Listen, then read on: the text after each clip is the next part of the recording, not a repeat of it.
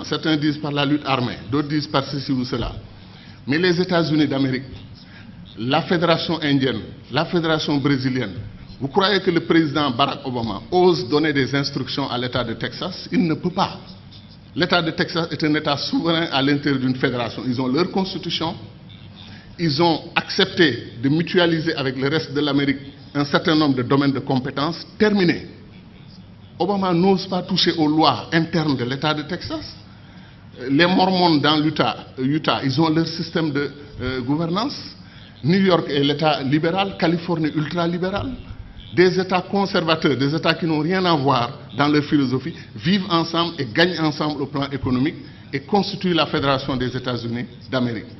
Donc quel est notre problème, nous, Africains? Le panafricanisme doit être clair sur une question. Le panafricanisme n'est pas une unité des États noirs.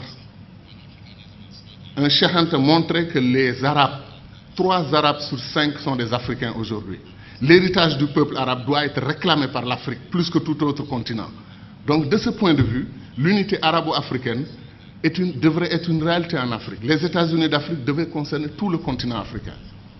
Et nous ne voulons pas qu'une partie du continent africain se détache pour aller dans la Méditerranée, travailler avec les Européens. Vous avez vu l'UMP et tout ce qu'ils ont tenté ensemble, ça n'a rien donné. L'avenir des pays arabes, maghrébins, c'est l'Afrique. C'est leur profondeur africaine. Tant qu'ils voudront s'allier avec l'Europe ou chercher d'autres alternatives à l'Afrique, ils n'y arriveront pas. Parce qu'ils sont sur le sol qui leur appartient aujourd'hui et qui s'appelle l'Afrique. Mais les contradictions, il y a un magma de contradictions. Ce qui se passe en République démocratique du Congo est un scandale permanent. Des pays africains entrent en République démocratique du Congo, prennent les ressources dont ils ont besoin et repartent.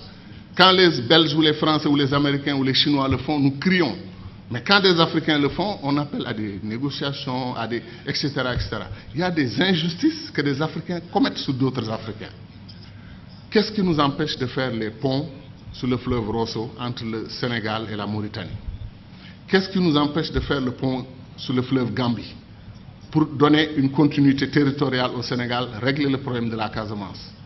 C'est pour dire que les doctrines d'intégration que nous avons choisies, après 50 ans, comme on est c'est le jour de l'anniversaire, on dit notre bonheur pour ce qui a été fait, mais disons aussi notre préoccupation pour ce qui n'a pas été fait.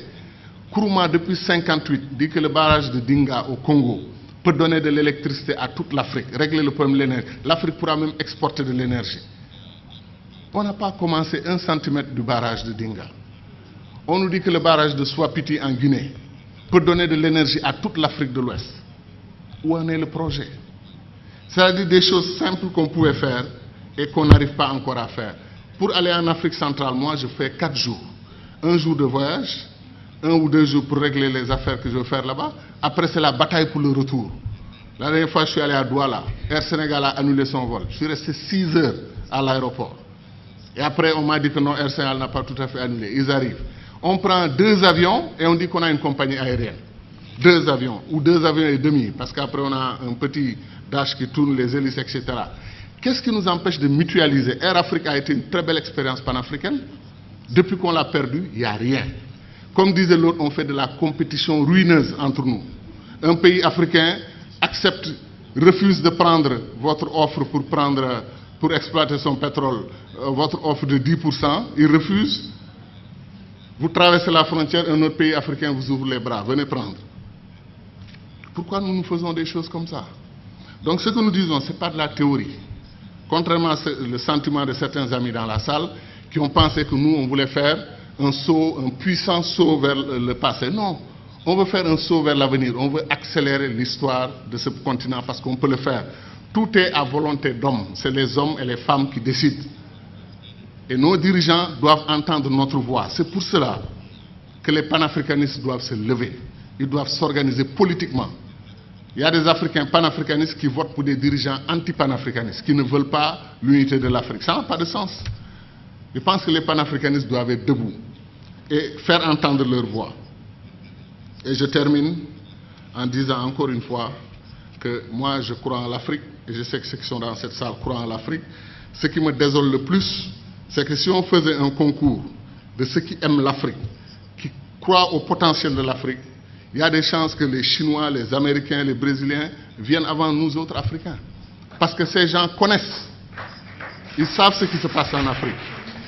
Ils savent que l'avenir du monde, Sarkozy, malgré la critique qu'il nous a faite ici, qui ne correspond pas du tout à l'histoire, qui est totalement fausse, que nous ne sommes pas assez entrés dans l'histoire. C'est nous qui avons créé l'histoire. C'est chez nous, en Égypte, que l'histoire a commencé. Et ça, j'y crois profondément.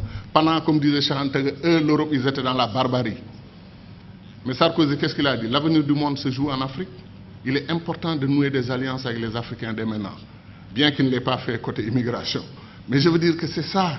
L'avenir du monde se joue chez nous. On semble être les derniers à en être conscients. L'or, le diamant, le pétrole, chaque jour que Dieu fait, un pays africain se découvre pays pétrolier. Il y a des pays comme le Mozambique vers la Tanzanie, on découvre qu'ils ont des réserves d'or et des réserves de pétrole et de gaz supérieures aux réserves du Koweït. Vous vous rendez compte?